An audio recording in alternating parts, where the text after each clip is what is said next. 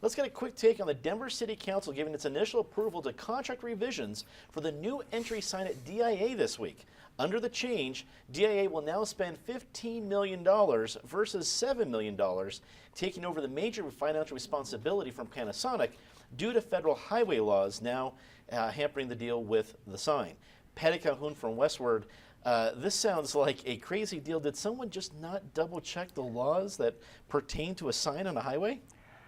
They allege they checked the laws and there's some gray area, but what is not going to be gray is this gaudy sign, assuming it works. And it could be like the automated baggage system from when DIA was originally supposed to open. We could still have problems there. But don't forget that Denver now, as a compromise, gets to keep the revenue from the advertising. And I don't think everyone realized what we're going to have is some really big billboard advertising. What, Chick-fil-A, marijuana, I mean, whatever. Welcome to Colorado. Welcome to Colorado, indeed. Roger Hudson, the proprietor of the Hudson firm, political consultant, former PIO, the Attorney General.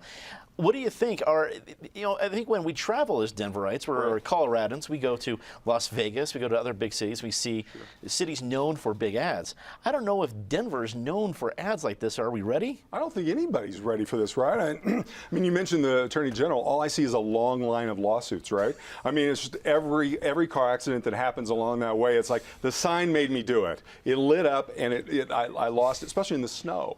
I don't see it happening. I mean, I may be outnumbered here, but that's such a large piece to bite off of. I just don't think Colorado cares or wants that. I'd rather see the mountains, forget the sign. Eric Sonneman joins us, political analyst. Eric, we have seen some other sponsorship opportunities related to the airport go awry. I'm not sure if they had to do it over again, the University of Colorado would put naming rights on the A line that may work, might not work, depending on the coin flip.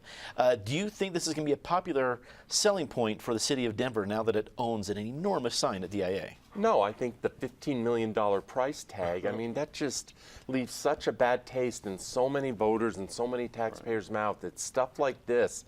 Everyone wonders why we have Tabor. Why is government held in such disrespect? It's because of anecdote after anecdote, just like this one. I cannot imagine anyone driving out on Pena Boulevard across the prairie and then all of a sudden looking at a sign saying, oh, this is DIA, that's where I'm headed. Why do we need a sign telling people where they're going? It is obvious where you're going. The airport's now been up for, what, 22 years or something like that?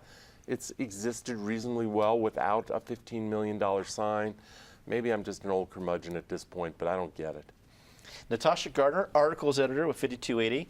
Are you surprised that this, at least for the initial approval, seemed to sail through the city council? No, because they're kind of stuck with it now. We're already well along the way with this sign.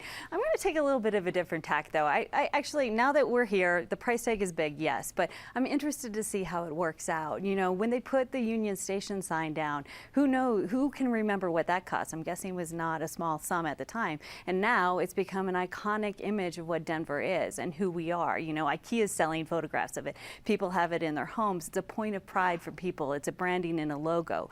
Could this sign be that?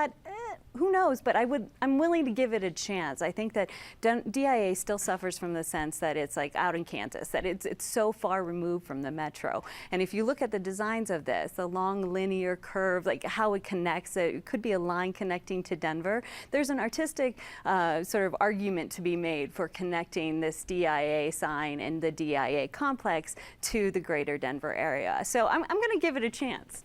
I greatly appreciate your optimism, but I'm a little worried that if 100 years from now that sign is now on historic Denver postcards, we'll be living in some sort of Back to the Future Biff Tannen universe. But I'm hoping it turns out as rosy as you paint the picture. It's very nice.